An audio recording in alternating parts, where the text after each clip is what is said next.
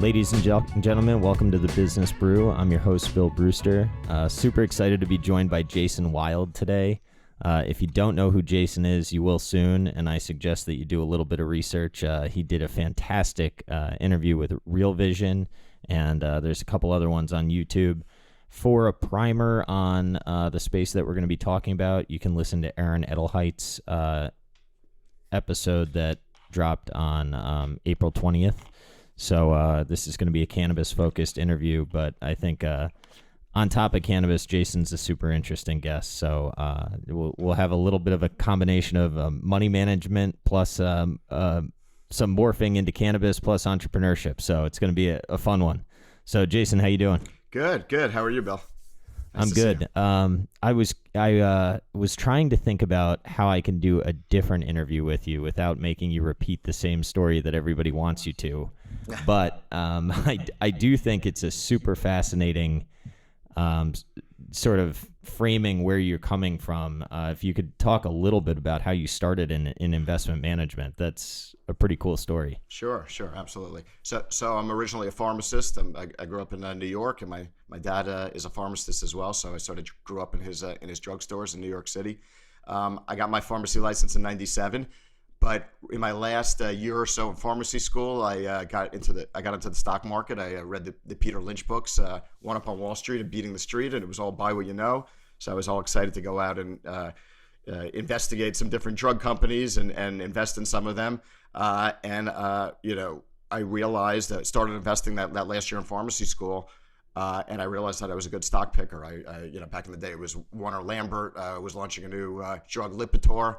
I thought that was going to do really well. Good call. Yeah. Thank you. So then I got my pharmacy license, and I was so excited. I was going to be making $65,000 a year, and amazingly, I only needed about half of that to live on. So I was taking every other paycheck that first year as a pharmacist, putting it in my Charles Schwab account, margining it 2-to-1 because I didn't know any better. And after that first year, I made $65,000 as a pharmacist, and I ended up making about $500,000 in the market investing in pharmaceutical stocks. And I was bored out of my mind, filling prescriptions, and loved the market. I was completely passionate about it.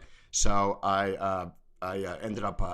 There was an ad in the back of Barron's that said, "Do you want to start your own mutual fund or hedge fund?" I called the guy up. He ran one of these fund administration companies, and he gave me the whole scoop. And I essentially, it cost me $20,000 in legal fees, got the fund up and running. My view was, if you build it, they will come. So I started it with $80,000 under management. I didn't really care what I started it with. I felt like as long as I had an audited track record for a long enough period of time, eventually we'd be able to raise money. That's how we started. For the first 2 years, I actually moonlighted at the I don't know if they have them out by you. ShopRite is a big supermarket chain. I worked at the ShopRite pharmacy in Paramus, New Jersey, 2 nights a week, just to pay the bills, because running $80,000 wasn't gonna fully cut it, even with even though I didn't have the expenses that I have now. So did that for the first 12 years. We did only public equities. Got the fund up to about $25 million under management by 2010. We were up like 23% a year net of fees. My real wheelhouse was what's called specialty pharma companies, which are the drug companies that are not the big cap guys like Merck and Pfizer and Abbott. And I really liked the ones that were doing M&A. Like those were because I knew the products, and I knew when a company would announce a deal and they said, we're buying this company or product XYZ from this other company, I was able to pretty quickly in my head calculate how accretive it would be, whether it was a good product, whether it had good, sustainable patent life, things like that. And I ended up around 2007, I referred a deal between one company I knew and another company. I found this company a product that was available for sale, and they bought this product for $10 million. Had a couple of things break their way, and over the next 5 years, they did over $150 million in earnings on this product. And I put that whole thing together. I found it. They wouldn't have found it if I didn't sort of shake it loose. And what did I get? I got a pat on the back. So that's what put the idea in my head. of like, said, I got to make more money from this. right, exactly. It's nice to be nice, and the whole good karma and all that. But it's it sort of it made me realize that I sort of gave something pretty valuable away. So that's what put the idea in my head to start a drug company, or to buy a very small one to use as a platform. I worked on recruiting a CEO for a couple of years, say between 08 and 2010. And then finally, it all came together. I found this great CEO, Ed Shutter. He partnered with me. We bought this little company called Arbor Pharmaceuticals for $2.5 million. They were doing like $1.5 million in sales. The products they had were nothing special, but it was a platform. They had their licenses in every state, and it was just it would have helped get us up and running a little bit quicker. But it was really to go out and find some deals. And we ended up that first year. We got really lucky. We found 3 amazing deals, very creative and structured, so that we didn't have to raise a lot more equity. By the end of that year, we had those products in house. And the next year, 2011, with those products in house, we did 127 million in sales and 55 million in pre-tax profit. And then it just it grew from there. By 3 years later, we were doing over 100 million in pre-tax profit, and we sold a third of the company to KKR. And the cool thing was that they bought all secondary shares, so I was able to actually cash out my investors. Not usually they would just put money into there would be primary shares that would go into the company, but here it was actually we were able to sell a third of our stake, and my investors were able to sell a third of their stake to KKR, and it was at a $1.12 billion valuation. So it ended up coming out to 155 times what they the price that the per share that they originally invested at, and it really ballooned the size of my fund. My fund going in was $25-ish million. Coming out, it was over 300 million, and we had like 140 million in cash from selling a third of our stake to KKR. And it just aligned well with, it was right around the time that I got a call from a banker up in Canada raising money for one of these new medical cannabis companies up there. I didn't know anything about legal cannabis up in Canada, but I do like to sort of get off my butt and leave the office and try to go meet with companies as much as I can, because I find that I always learn something, even if I don't find something to invest in. And I went up there, met with this company, Metrum, and they really sort of gave me the whole lowdown about cannabis in terms of all of these true medical uses for it.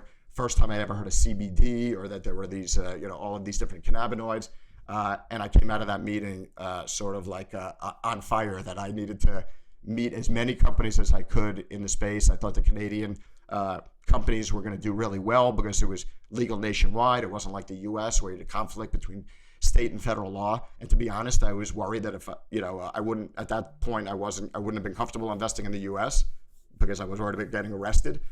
But in Canada, that's a fair worry, I think. Yeah, absolutely. I mean, it's funny. People laugh now, and it's only 2021, but it was even a couple of years ago. It wasn't so. No, crazy. It kept me out also, and I was always worried that they would the federal government would come in and take all the cash of the state operators and stuff like that. I mean, I was never comfortable with Colorado's sovereignty in the beginning and all that stuff. Yeah, absolutely. Yeah, I agree. And the issue with Colorado, I think, is you couldn't even be an out-of-state investor up until a couple of years ago. But yes, I do know actually a couple of California companies that did have their cash seized. Really? In more towards like 2011 or 2012.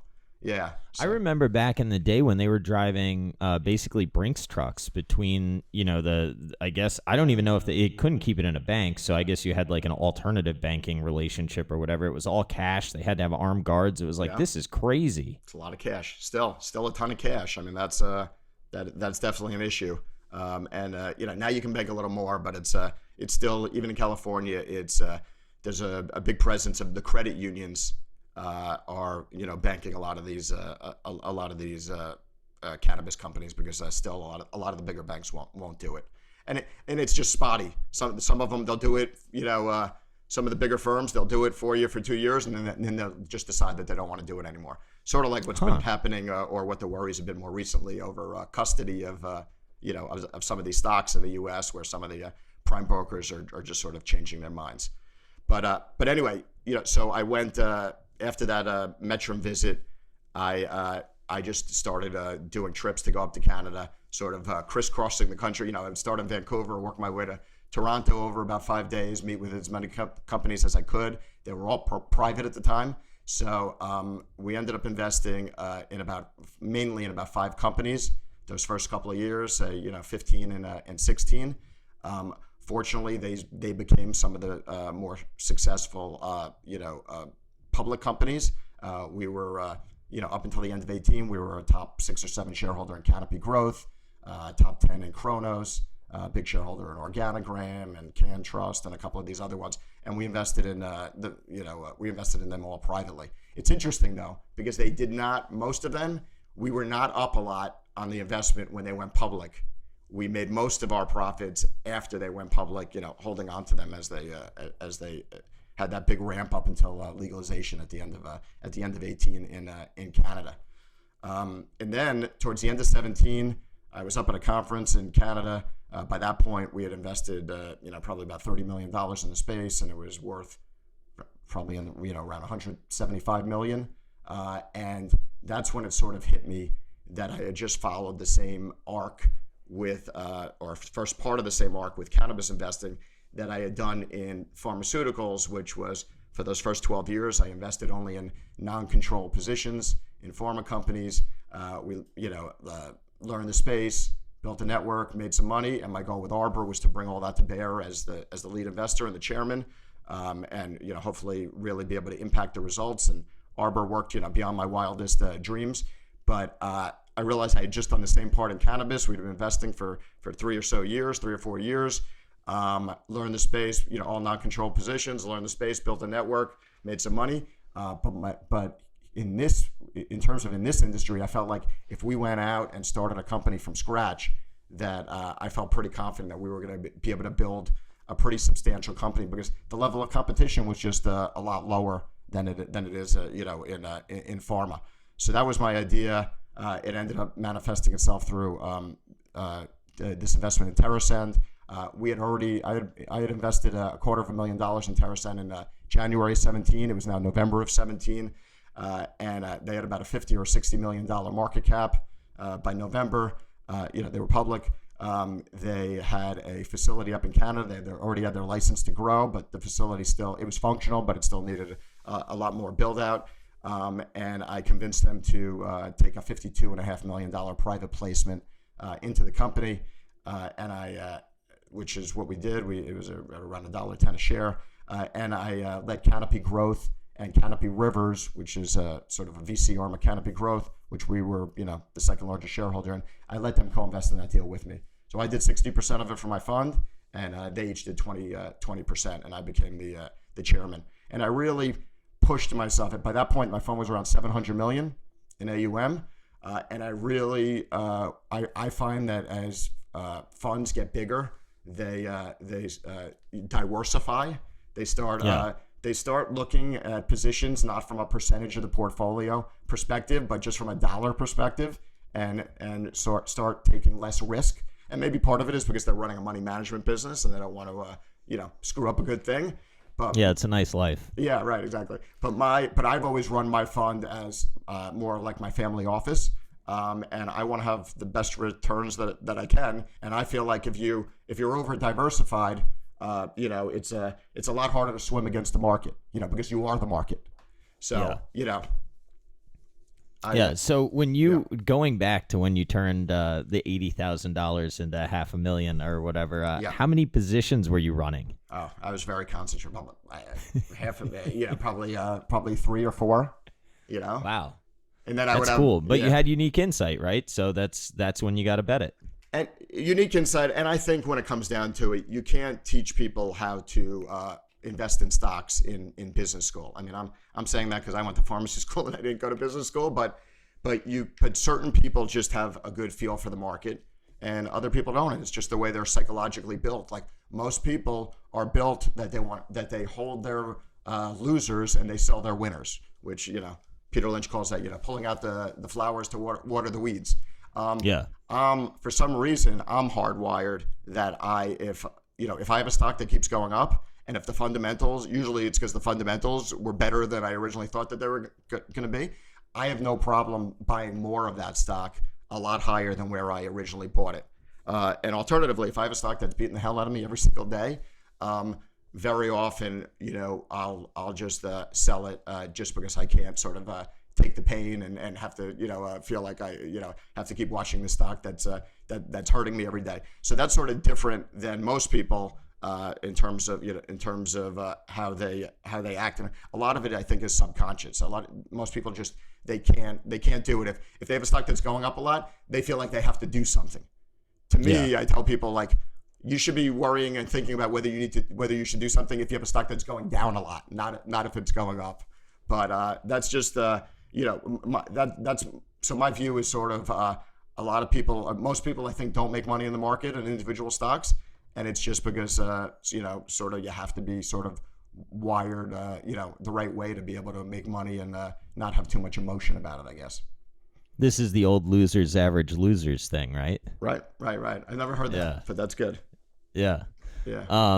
So all right, so you get yourself into cannabis, and you got the green light in your own head, if I remember this correctly, to invest in the U.S. cannabis when John Boehner went on a board, right? Yes. So exactly. So we ended up December of 2017 is when the TerrAscend deal closed, and I became the chairman. For the first 6 months or so, I was still doing my whole only Canada thing, and that was like from 14 or 15 when we started.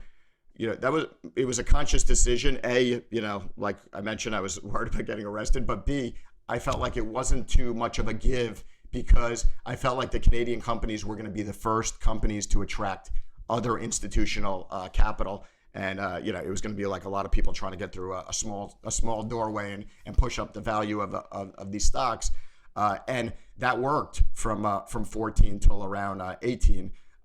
So in terms of TerrAscend, for those first 6 months or so, we were still doing Canada only, and we were bid on a few deals, and we just kept getting outbid for everything because the other Canadian companies sort of had too much cash at that point. They were able to raise money pretty easily.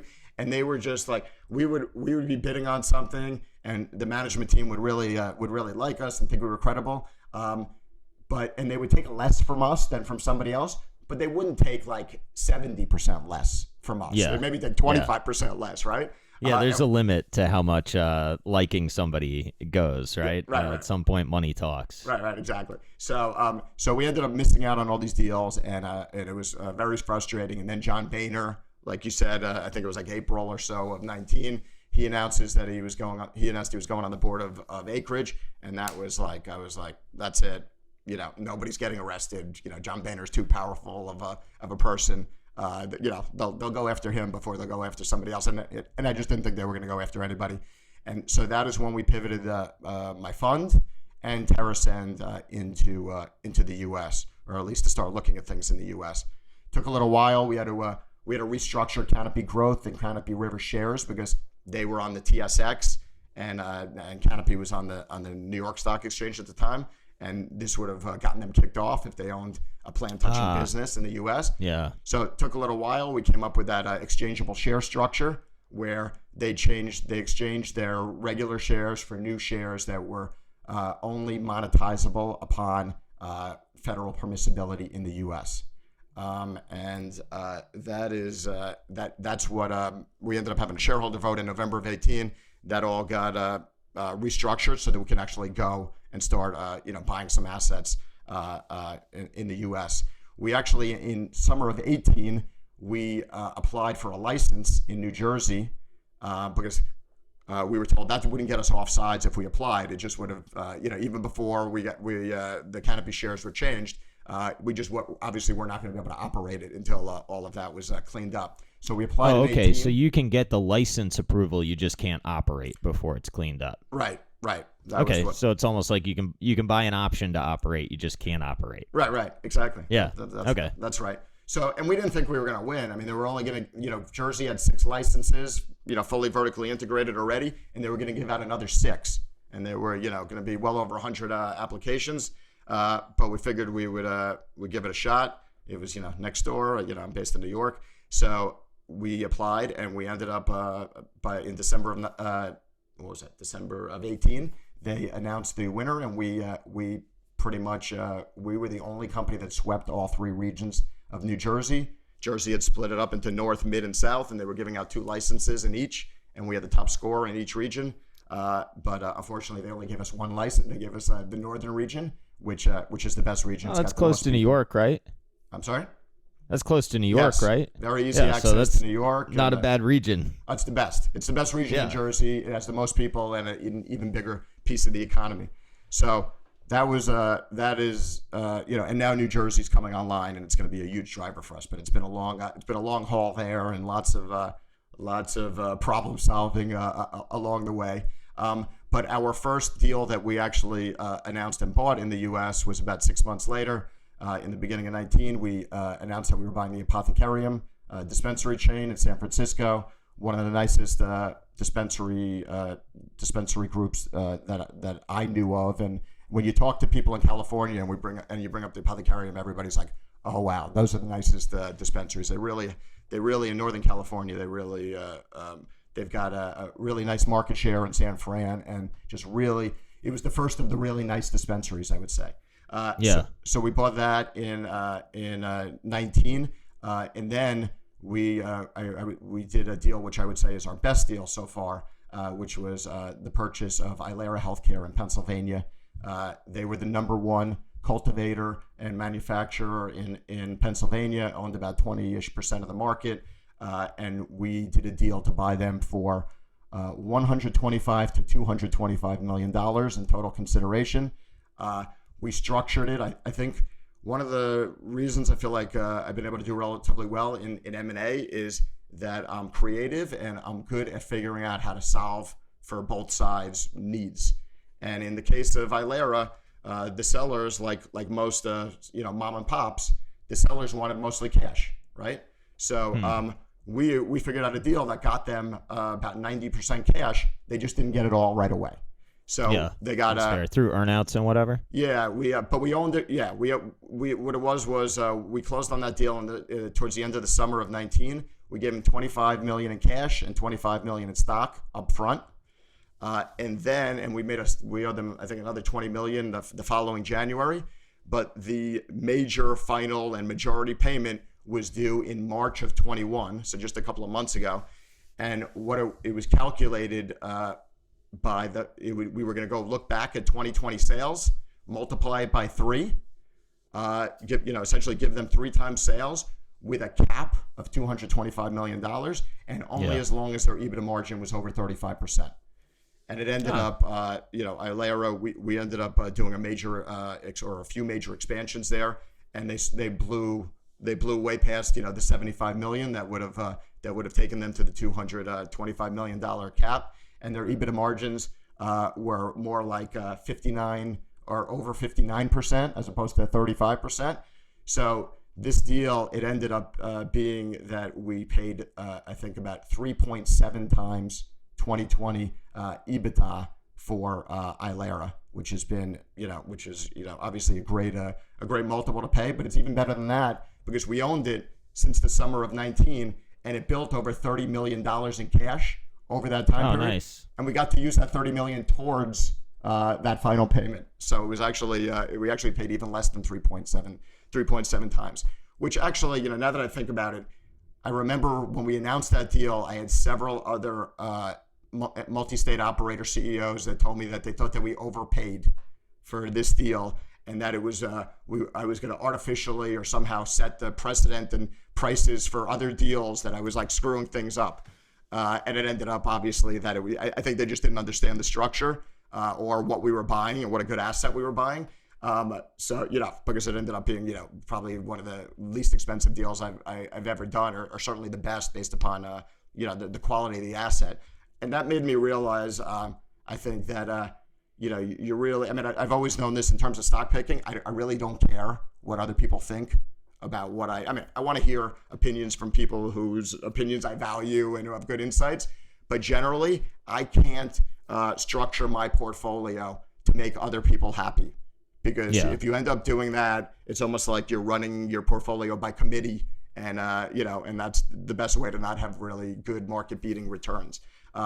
So I think I realized the same thing about deals. It's like, don't judge me on the maybe withhold your judgment on it now and wait a couple of years, and we can look back and you'll tell me whether you thought it was a good deal. Or really, to tell you the truth, I don't really care what you think. Like I know that's going to be my judgment 2, 3 years, 4 years out of whether it was a good deal. It's going to be based upon that, not what people think when we first announce it. Yeah. So I hear those margins, and I guess that one of the common pushbacks on the cannabis space is, well, can't anybody enter it? How are they competing against the illicit market? Do you want to sort of frame what a license enables? Like, let's take New Jersey, for example. What does a license enable your company to do, and why are the gross margins what they are sort of structurally, if you don't mind describing that a bit? Sure, absolutely. So what happened, what ended up leading, New Jersey we applied for ourselves, but say even Pennsylvania, what happened was when we originally wanted to get into the U.S., all the revenue in the U.S. or most of it was out west, right? California was the biggest market in the world, and that was sort of where we went first. But then, say in the first half of 19, I started on the fund side. I started seeing all these companies that were coming in to see me that were operating in these limited license East Coast markets. And these companies were like printing money compared to the companies that I was meeting on the West Coast, where it's unlimited license. It's sort of like, it's almost like getting a driver's license. You just have to qualify. And it makes sense because the West Coast markets already had a major cannabis economy, and legalization was an attempt to bring them all into the fold in this legal framework, so they couldn't be, exclusionary. But on the East Coast, there really wasn't a cannabis economy other than, maybe some drug dealers that were like buying weed on the West Coast and bringing it to the East Coast and selling it to people. So they didn't need, they could sort of start with a clean slate, and they wanted it to be very, to have less licenses. It's easier to regulate it that way. And also the government or the state government is your partner essentially through the tax dollars. So they don't want this big imbalance where there's a lot more supply than there is demand, because it's going to end up, hurting their economics as well. So around first half of 19, I realized, all this money was being made on the East Coast, and that was, what made us gravitate towards the Ilera deal and a couple of other ones that we were working on. And it just comes down to there just being a lot less competitors. Therefore, pricing is, your pricing is better. And also on the East Coast, you pretty much have to mostly be fully vertically integrated. So you're going to be able to capture a lot more margin if you're essentially, if it's seed to sale, right? So that's really the main reason. I had looked at it, back to my specialty pharma days and following all the generic drug companies.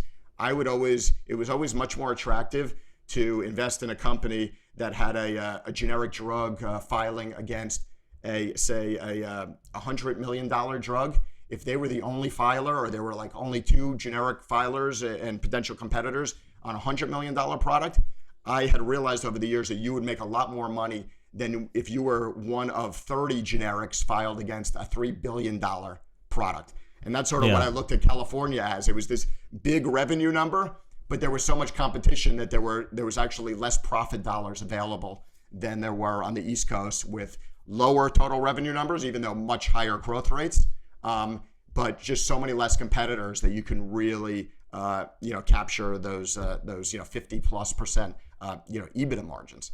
So that's sort of the big I think the big driver, and like I just said, the growth rate on the East Coast is so much more than the West Coast, just because it's so much more of an immature market. The other thing that I learned from having met with a lot of these East Coast companies is that the ones that did the best were the ones that had a deep footprint and had a lot of scale in terms of their cultivation and manufacturing. It was like amazing to me. Like, the less states an operator was in, the better their margins were. And also, I realized, I sort of joke internally for the last couple of years, I had this, motto. I would say you have to go big early. Like, if you you go into some of these less mature states on the East Coast, if you go in there and you build one of the biggest facilities in the state, you're gonna have the best margins, and you're going to in the near term, and then over the long term, if and when pricing gets more competitive, if you have the most scale, there might be a price at which that it goes down to, at which a smaller, say, 30,000 square foot grow won't be able to turn a profit anymore, but a 150,000 square foot grow can still make a good margin. So that was sort of my view on sort of going big early, and really being more focused.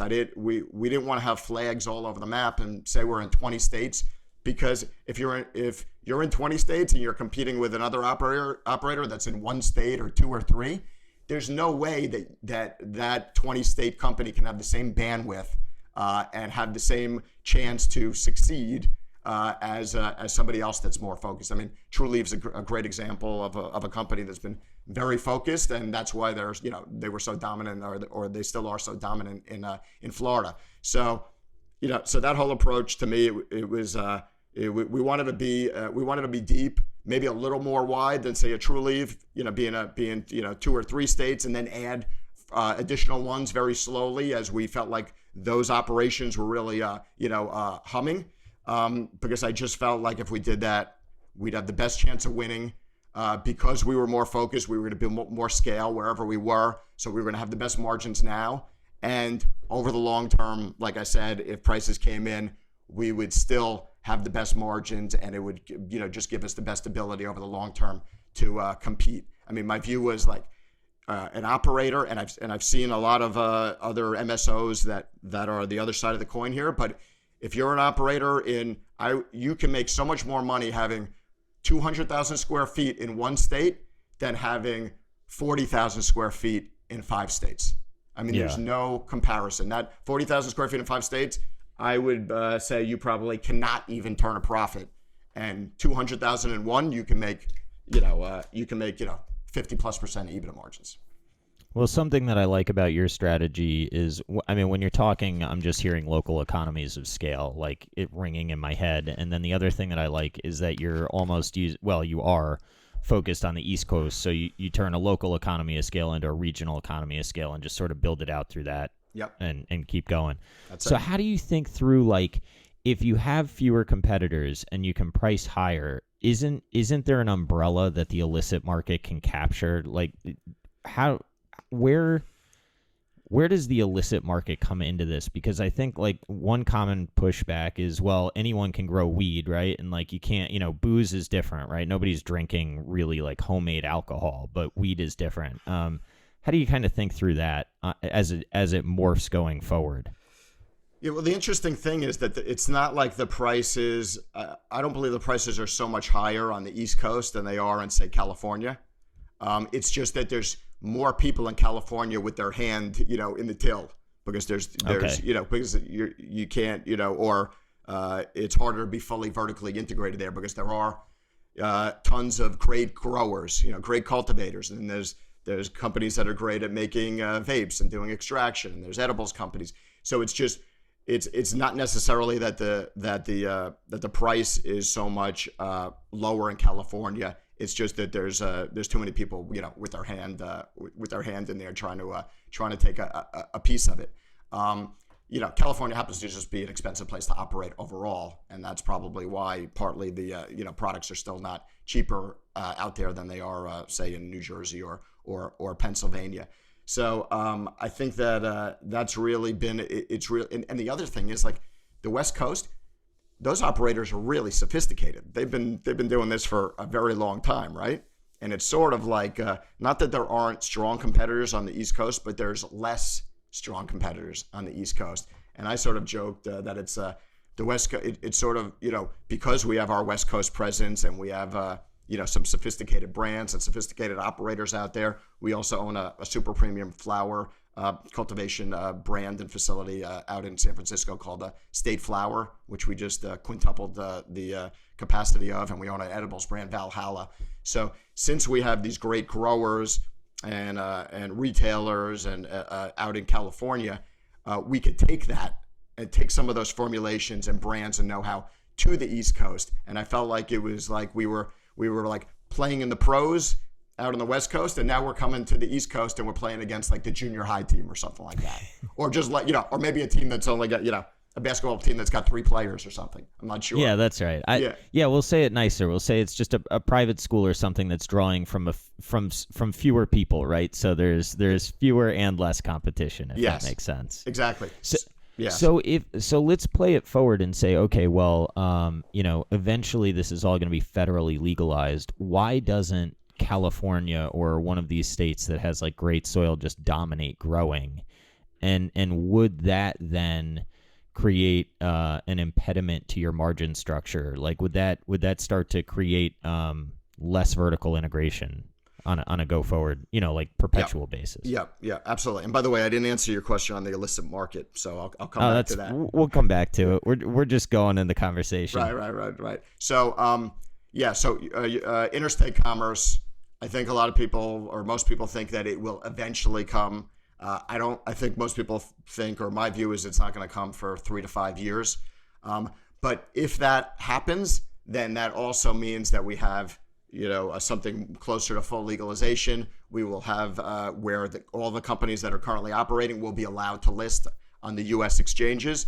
And you will have companies that are currently listed on U.S. exchanges that can buy their way, into the space.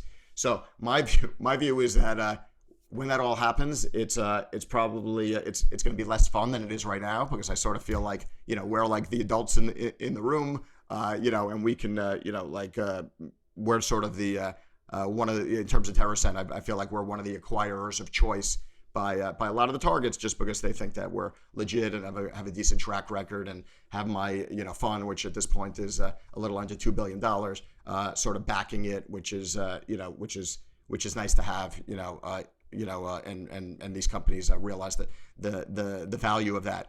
So I think that if we do get interstate commerce, like you mentioned, at least in between now and there, we'll all get paid in terms of the value of these companies should go up a whole lot.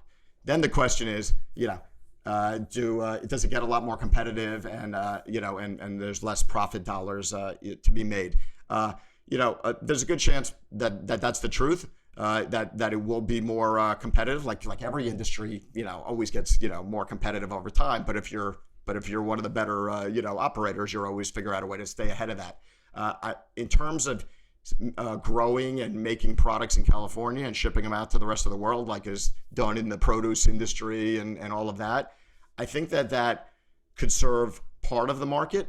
I don't think it will ever be cost effective to grow high quality indoor flower in California and ship it, anywhere beyond, the Mississippi, because there's no cost advantage. The cost advantage in California is that if you're growing outdoors, that the conditions are close to perfect, and you can grow things for a much lower price. And I could see that being done, and interstate commerce really supplying a lot of lower quality outdoor product or biomass, or even turning those, manufacturing those, extracting them into vapes and edibles and things like that, and shipping those from California. But my view is high quality flower. You're gonna make your money back if you build high quality indoor warehouses on the East Coast and grow flower there. Like I said, there's not going to be any cost advantage to shipping it from the West Coast. And in fact, if you ship stuff like that from the West Coast, by the time it gets to the East Coast, the flour's not going to look like it looked like when you put it into the jar, just through all the all the motion and the shaking and all of that. Yeah, you don't want to lose the crystals. Then it doesn't doesn't sell like it could otherwise. Exactly. So especially on the high quality side, if it's somebody that's just a new medical patient, a 60-year-old guy that's coming in and using it for his arthritis or whatever it is, they're not going to notice the quality differences, and that's going to be something that could be probably supplied through interstate commerce. But the people that are the connoisseurs and really like the premium indoor flower, they're the ones that are going to notice if it's all, if the buds are all, broken apart and things like that. So that's sort of how I see it. I mean, I really, from a having people stopping, not getting arrested anymore. Like, I want things to move as quickly as possible, because it's crazy that there's something like 40,000 people sitting in jail. That is with such long-term. bullshit. It's such bullshit, and that they're getting arrested every day in other states for doing the same things that we're doing, in the states where we're doing it. So that I would like to change, immediately. But in terms of all of the other things that we're talking about in terms of legislation, that would have full legalization, all of that. I think, and I might have said it to you before, like, my view is we will make a lot more money if all of that happens later. It's sort of, pay me now or pay me a lot more later, because we'll be able to continue to build our businesses, TerrAscend and many of the other top MSOs continue to build the businesses without these bigger companies that can throw billions of dollars at it. And if it takes 5 years, then hopefully our business will be 5 to 10 times bigger than it is right now. The stock price should follow that. And then when we get the opportunity to uplist onto the U.S. exchanges, we'll double or triple from a higher point, as opposed to from this point. So that's sort of the way I see it. And I don't really, my view is that it's not going to happen this year. It's going to be very tough for it to happen in the next year or so anyway, because Schumer is now, and most of the Democrats are more focused on the social justice aspect of legalization than they are about letting some MSOs pay less 280E taxes and things like that. Even though that does impact, maybe it even more impacts these smaller businesses, many minority owned, that are operating at a legal level on the state level. They're getting hit by 280E too. But I think Schumer and the other Democrats, they want to prioritize the social justice aspects of it. And the problem is, this is a razor. If they were going to get anything done, it's going to be a razor thin margin anyway. And if you have, the fact is, most Republicans do not like social justice. So if you had however many Republicans you thought you were going to get to come over your side, a lot less of them are going to come over if there's a major social justice component to it. And that's why I think it's just going to be too hard to get it all done. But you know what? Take whatever I said there with a grain of salt, because like predicting what's going to happen from a legislative perspective, I've practically never been right. And often you can be right and still not make money on it. Yeah, that's fair. Yeah. So there's a couple things that I want to circle back to. I think the question that's coming up in my head is, you had mentioned that some of the lower quality flower goes into edibles. Is that part of why edibles are hit and miss? Like, I have found, friends tell me, no, I'm kidding. I enjoy weed. Yeah. We can't perpetuate the stigma. We don't want to perpetuate the stigma. You're right. Exactly. Friends. No, man. I did a 420 episode. I'm an advocate. So, like edibles, I do think that it's hard to, I don't want to say predict what the experience is going to be, but it's not as predictable as flower. Yes. Is that because of the quality of cannabis that's going into the edible? I don't think so. Any cannabis that goes into an edible has to be run through extraction first anyway. So it's the same, it should be of similar quality to vape pens, whether they use distillate or something else. I think that the reason, and I have the same experience myself, it just affects you. If it affects people differently because it's being absorbed, it's being taken orally. It gets broken down by your liver. It's got a longer time for it to kick in. That's why a lot of people feel like they're not feeling anything and then take another one and then they're freaking out, that's a bad train to get on. That train doesn't stop. Yes. Yeah, totally. And you know what? It just, for me personally, and it sounds like, and I know for a lot of people, and it sounds like for you too, it just makes me feel different. It's because it hasn't been absorbed through the lungs.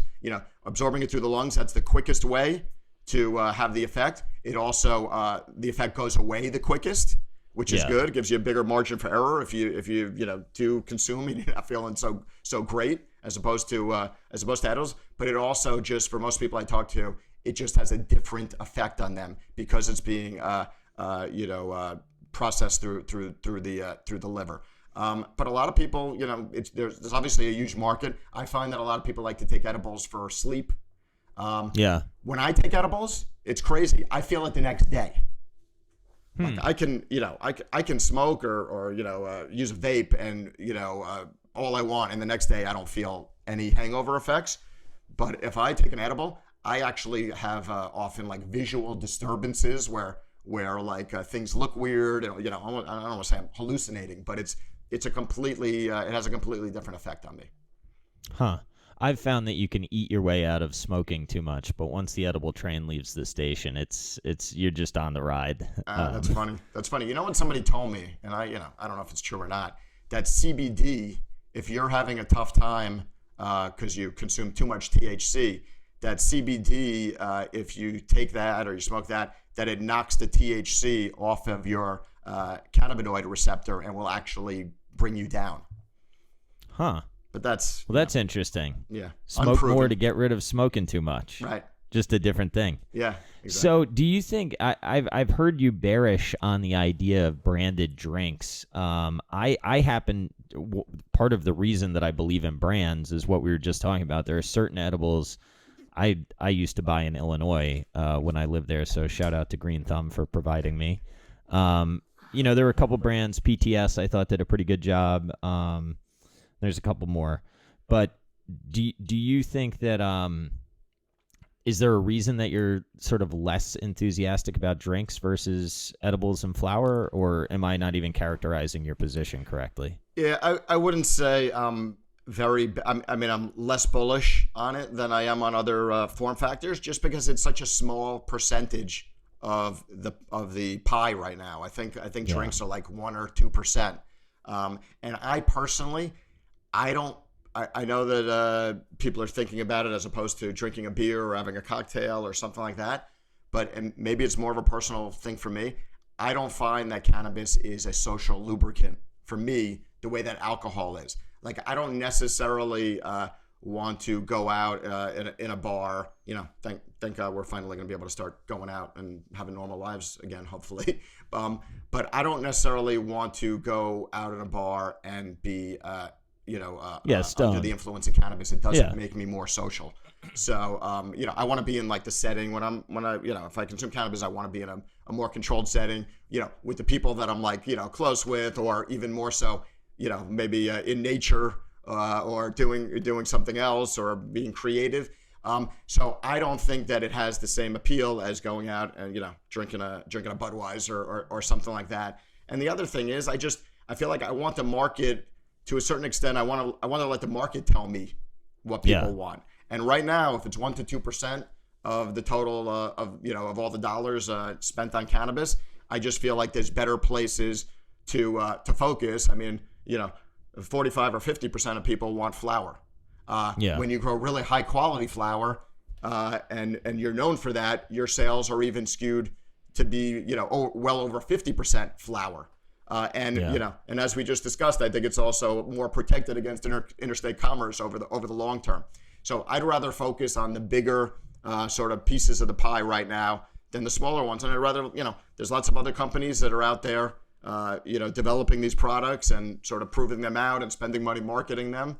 GTI just licensed, I think, the Can beverage, CANN, which I think is a California-based company. I'm not like I'd rather not have my opinions influence me too much. I'd rather look at the data, and if the drinks start taking off, then there'll be a way to get in there. It's not you not can that acquire hard. a brand. Yeah, it's not you that don't have hard to prove develop it out. it. Yeah. I'll push back just a little on you, but I do think you're right. But I could see a scenario where you have like cannabis lounges and, where you have like a sativa or a hybrid drink that you mix with club soda or something like that. I could see that, but I agree with you. I mean, it's not like you're going to go to, the Strip in Miami or whatever and go sip on a cannabis drink. That probably, maybe some people will, but I think mass adoption of that is probably a little bit of a longer shot. Yeah, I think that's right. But even because there are consumption lounges around the country. San Francisco, there's a few of the dispensaries have consumption lounges. But even there, you're not usually you're not there for more than a couple of hours. So Yeah. why take, back to the conversation about ingestibles, why take something that is going to take longer to have an effect? Like if I was going to do that, I'd rather, use a vape or smoke Yeah, flower that's or right. something like that. Yeah, that way you sort of ramp into the experience quickly. Right. And if you're not into it, then you're out of it quicker as well. That's right. And then you can stop it. Yeah, Right. that's fair. Right. So is brand how you think that the illicit market is going to get sort of like fought? Is that a reasonable characterization? Right? Because that's what people say to me. They're like, well, look at the illicit market, and why don't people just keep buying there? For me personally, it's because I'm not going to risk my family to go buy some weed off some drug dealer. I'd rather just go to Trulieve. Yeah, absolutely. I think it's that. I think it is also that, personally, my view is like, I sort of cringe when I think of all of the, especially back in college, all of the illicit market product that I consume, because I know now how stringent these state level programs are in terms of what you're allowed to use on the products when you're growing them, and how hard it is. And I know that the illicit market growers are not following the same rules that the legal market growers are following. Therefore, it's just, to me, it's more of a safety thing. Like, who knows what's on that product? It hasn't been tested. It hasn't, it's probably more likely to have something that wouldn't be allowed in the legal market. And it also is not tested, and it's not tested for anything pretty much. So to me, that's the argument that I often use when people say, why should I buy legal stuff over illicit market stuff? And I think, we're clearly and that's really the competition. Like, to me, I don't even look at most of these other MSOs as, say for TerrAscend, as competitors to them, because there's a huge opportunity out there that's available. It's not a zero-sum game. And it's really, the illicit market still owns the majority of the market. So I think that's really the competition. And we are seeing, every year there's more, sales that move from the illicit market to the legal market. And also now that, over the last few years, we've been bringing so many new patients and consumers into the market. And those are people, say my, 68-year-old, grandmother, she's not going to be comfortable. She's going to be one of the more sort of newer users. She's not going to be comfortable buying a illicit calling market up some product. random guy. Yeah, right, exactly. He's going to come deliver it to her door or something. So I think that the legal market, I think, is definitely more appealing to the newer, less experienced, consumers as well. But it's appealing to me too, because why should I? If I can get something, it's like, would you buy Tylenol that was like made in somebody's bathtub if you needed it, or would you choose the J&J product? Yeah, I mean, I think that the difference between those two things is people are used to consuming the stuff just off the street, but That's true. I mean, there is a real difference in quality that I've seen from the stuff that you can buy at the store versus like, I remember in college, if I could get stuff that was half as good as what you can just walk in and buy at a store now, I'd be like, oh my God, I'm buying from this guy all the time, right? And there was no consistency. So I do think that the store adds a level of, I guess, comfort and certainty would be how I would characterize the two things. Yes, I think I definitely agree with that. And you don't have to worry about getting shorted if you like back in the day. Yeah, that's right. I don't have to have my own scale and be like, this asshole sold me oregano. Yeah, right, exactly. You don't have to, now it's, whatever it says on the jar, you're essentially getting it. And, so that's another thing. But, we'll keep, there's really, to me, there's no reason to buy stuff from the illicit market anyway, at this point. And the thing is, a lot of it is actually grown, but, there's a lot of California operators that operate in the legal market, and then they're selling the stuff that doesn't necessarily pass their testing. They're selling that stuff out the back door.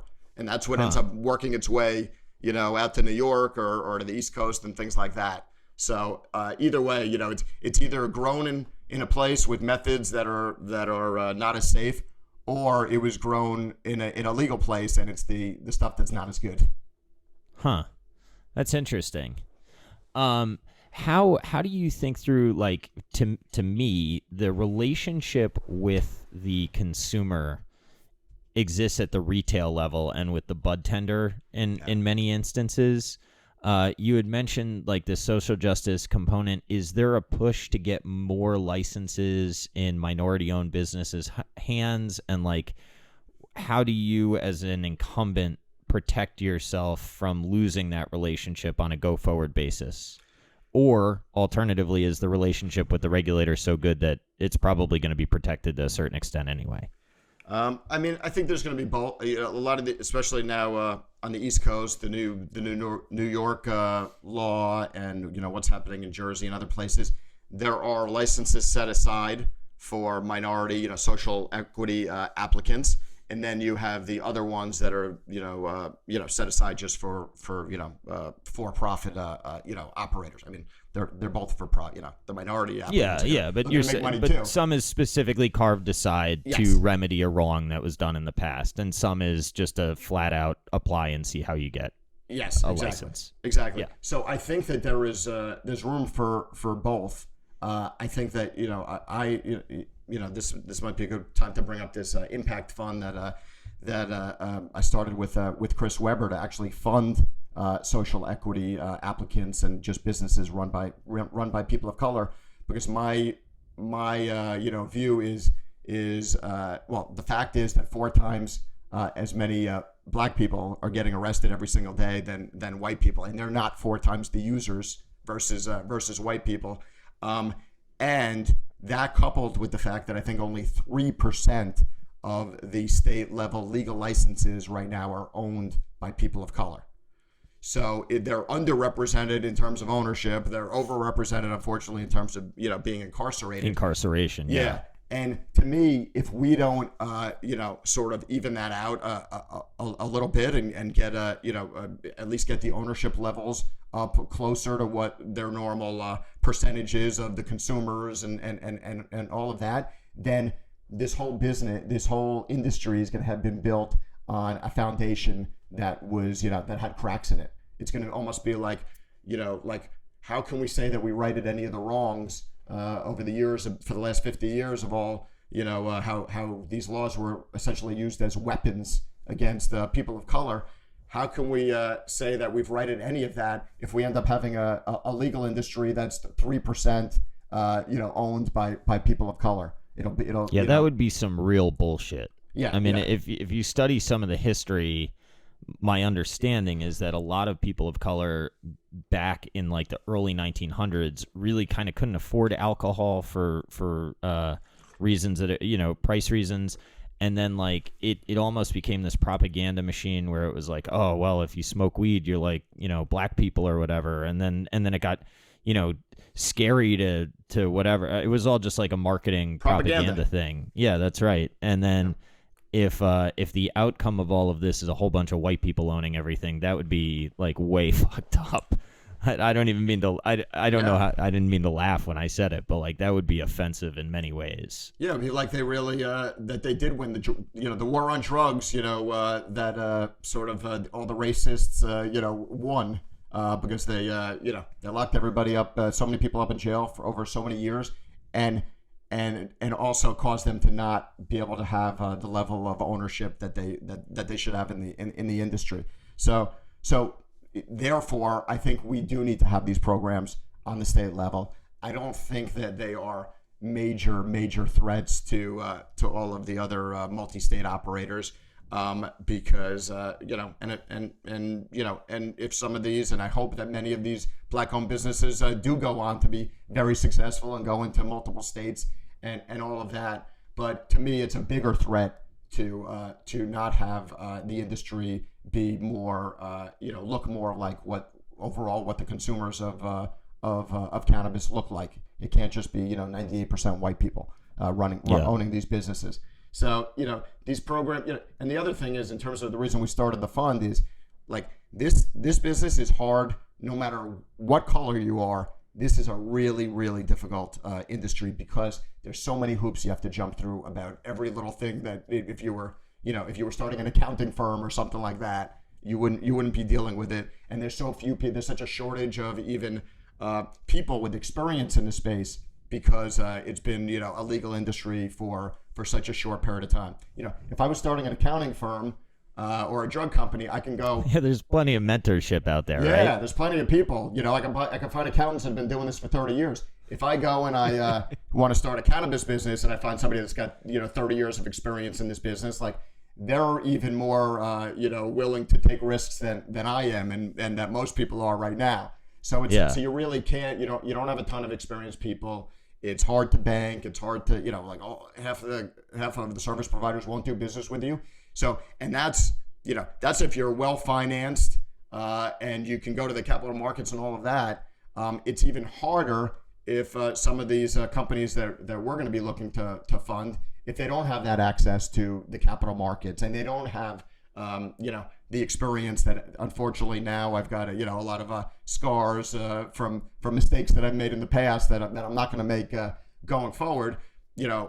Chris and my view is that let's help fund these companies, but let's also give them the benefit of the experience that I've had and having them not make the same mistakes that I had.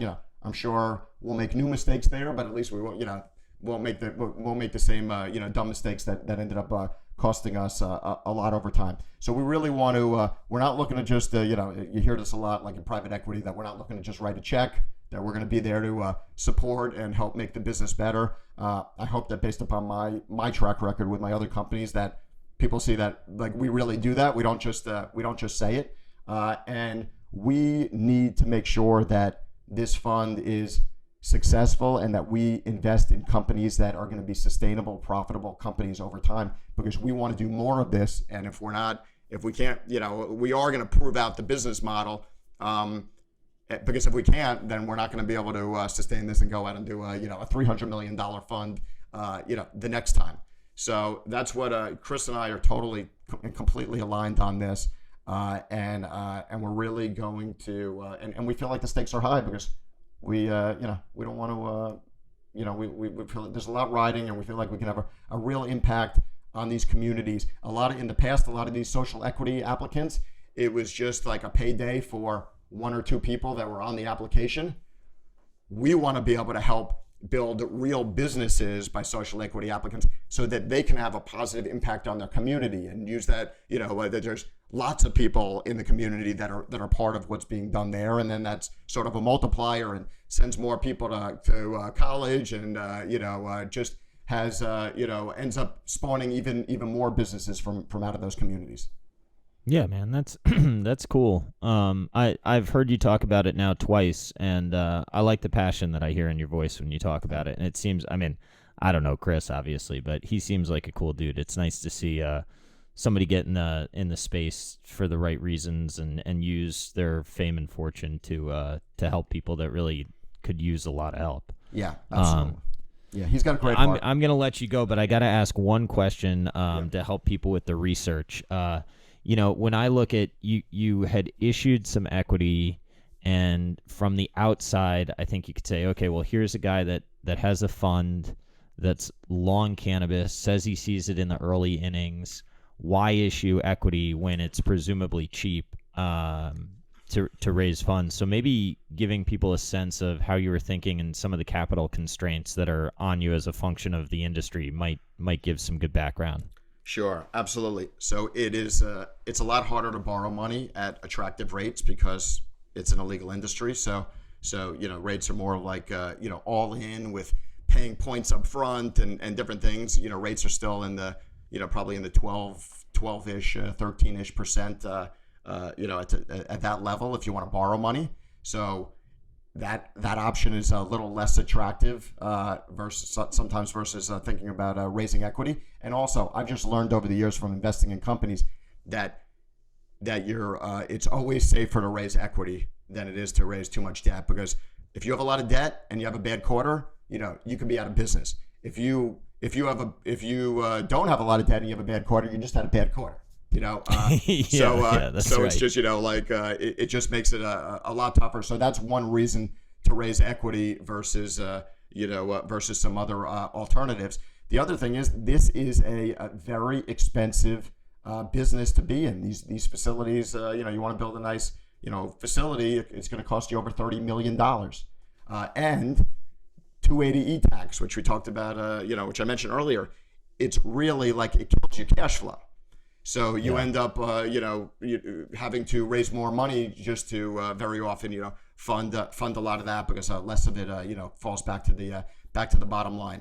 What happened in January was we really didn't. We had raised some debt in December, so we didn't really need to raise any more money. But we figured we'll go in and raise $50 million just to sort of give us some optionality, look at some more deals, help maybe we do some bigger expansions in some of the states where we already are, and we just felt like it would be and it was because over the prior year the capital markets were so constrained, and it was so tough that this was post the election in January, where the Democrats picked up those seats, and all of a sudden there were a lot more new investors that were calling us up that were very interested. So we decided to go out and raise 50. We were going to bring a few companies, a few firms over the wall, so we can get an indication of how much they might want, and we were going to on Monday the next week we were going to announce we're raising 50, and we've already got 25 or 30 circled, and we're open on the rest. And what happened was, that's when I realized that things had really changed for the better in terms of new investors. We went out to raise 50, and we made 4 or 5 phone calls, and we had almost $200 million in orders. Yeah, a little oversubscribed, huh? Yeah, just a little bit. And then the conversation was, internally, what do we take? And it was like, my thought was, I don't want to be like one of these kids at the Depression that is always still thinking like they don't have any money, and therefore, should we really take it all, when we don't need it because we're thinking of how we felt a year ago, right? Yeah. But we talked through it all, and really having because as I said, it's an expensive business. If you want to do CapEx or you want to do acquisitions, having a better balance sheet certainly puts you in a much stronger position. And we ended up doing that 175. And the fact is, there's so many really good deals out there that can really sort of even supercharge the profitability that we have now. And if some portion of whatever deal you're negotiating if some portion of it is cash, it gets you so much more. You get so much more value for it than you would if you used equity. So we just felt like let's we'll be able to sleep a little bit better at night knowing that we have a fortress like balance sheet, and it will help get us better deals. And just help us accelerate the build outs and maybe get them done a little bit quicker. And to me, in these undersupplied markets, like the sooner you bring those facilities online where there's less competition out there, these things like when we add on to we're in the process of adding a good amount of capacity to Pennsylvania again. The math when you're adding to an existing facility that already has the drying rooms and the break rooms and all of that, the math on adding that additional flower space, you wouldn't believe the payback. It's like, less than 7 or 8 months. Yeah. I was talking to a guy that's converting some stuff in Las Vegas to Bobby Flay restaurants. He works for that entity, and he was like, the cash on cash is crazy with the incremental. And as you were talking, I was like, yep, I think I understand what Jason's saying here. So I dig. I know you're hit your time limit, man, so I'll let you get out of here. But we're gonna call this part 1, and know that you can come over, on the pod anytime. It's been fun getting to know you, and I look forward to future conversations. Absolutely. Looking forward to part 2. Thanks. All right, ladies and gentlemen, Jason Wild. Thanks.